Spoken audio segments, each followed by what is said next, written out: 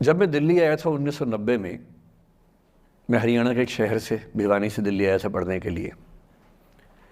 मेरे dream college में हंसराज भी एक था, पर मेरा संयुक्त से मेरा एडमिशन जाकिर हुसैन में हुआ। मेरे अंक ठीक थे, यहाँ हो सकता था, पर मैं तो नई दिल्ली स्टेशन पे उतरा, बाहर निकला, पता लगा वहीं एक कॉलेज है, वहीं एडमिशन ले लिया मैंने। तो लोगों ने कहा कि यार कैंपस बड़ा अच्छा होता है। मैंने कहा क्या फ़र्क पड़ता है, कॉलेज कॉलेज होता है, छड्डो, यही छड्डो में सिखाने आया हूँ आप लोगों को। ठीक है, स्टेशन से निकले वहीं कॉलेज है, मैंने घर जाना होगा तो आराम से कॉलेज से निकल जाएंगे, क्या रखा है कैंपस में। पर मेरा एक दोस्त जो मेरे साथ ही आया था उसी शहर से, उसने एडमिशन हंसराज कॉलेज में लिया। मैं और वो स्कूल के डिबेटर्स थे, डिबेटिंग में हम लोग स्कूल टाइम से काफ़ी एक्टिव थे। डीयू में आए तो यहाँ भी एक्टिव रहे। डीयू में मैंने करीब 5 साल डिबेटिंग की और मेरा ख्याल है कि लगभग 300-400 डिबेट्स मैंने जीती होंगी डीयू में, कुछ हारी भी होंगी, लेकिन मैंने खूब डिबेट, वो मेरा दरअसल दाना पानी था, रोजी रोटी मेरी वही थी कॉलेज के दिनों में। घर से पैसे मैं लेता नहीं था, मिलते भी नहीं थे, देना क्या था, ऐसी स्थिति भी नहीं थी उस समय मेरे घर में कि मिल सके। तो डिबेटिंग मेरा रोज़गार था, एम्प्लॉयमेंट था मेरा, उससे काम चल जाता था आराम से। उसका भी चल जाता था, वो हंसराज से था, मैं जाकिर हुसैन से था। हम खूब डिबेट्स में मिलते थे। अक्सर ट्रॉफी या तो हम जीतते थे या वो जीतता था, कोई भी जीते रूम पे ही आती थी क्योंकि हम रूममेट्स थे, एक साथ ही रहते थे।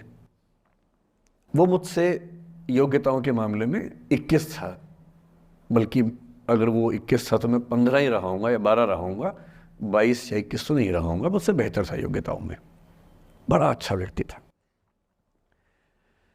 ग्रेजुएशन के बाद मैंने एमए हिंदी साहित्य में एडमिशन लिया, जबकि बीए ऑनर्स हिस्ट्री में किया था मैंने। उसने तय किया कि वो कुछ और करेगा, प्रोफेशनल कोर्स करेगा, नौकरी करेगा, तो वो चला गया दिल्ली से। मैं दिल्ली में रहा। फिर मैं एमए के बाद तैयारी करने लगा यूपीएससी की। तब तक मैं यूजीसी जेआरएफ कर चुका था। पहला अटेम्प्ट दिया, प्रीलिम्स हो गया। मेंस मेरा 96 के मेंस की बात कर रहा हूँ, मेंस शुरू होने वाला था, 2 दिन रह गए थे। करीब 10 दिन पहले वो मेरे पास आया हुआ था दिल्ली में, मिलजुल के अच्छे से बात कर गया था। उन दिनों उसका एक प्रेम संबंध कहीं हमारी ही एक मित्र के साथ चल रहा था। हम सब दोस्त थे, तो उनमें से 2 लोगों का आपस में एक अफेयर था। मुझे नहीं पता क्या हुआ, लेकिन मेरे मेन एग्ज़ाम से 2 दिन पहले रात को 12 बजे एक फ़ोन आया और ये बताया गया कि मेरे दोस्त ने फंदा लगा के अपनी जीवन लीला समाप्त कर ली है। वो दिल्ली से दूर था कहीं, और जिस व्यक्ति के बारे में मेरी राय ये थी कि उतना जीवट वाला व्यक्ति कोई हो नहीं सकता, जो ज़िंदगी से हार सकता ही नहीं, जिसके होने से कई लोग हमेशा जीता हुआ महसूस करते हैं, वो चुपचाप एक बंद कमरे में ज़िंदगी से हार गया। मैं आज तक नहीं समझ पाया कि ऐसा कैसे हुआ। बाद में टटोला, उसके पेरेंट्स से बात हुई, भाई से बात हुई, उन्होंने उसकी याद में एक सोशल वर्क शुरू किया ताकि किसी और बच्चे को ऐसा ना करना पड़े।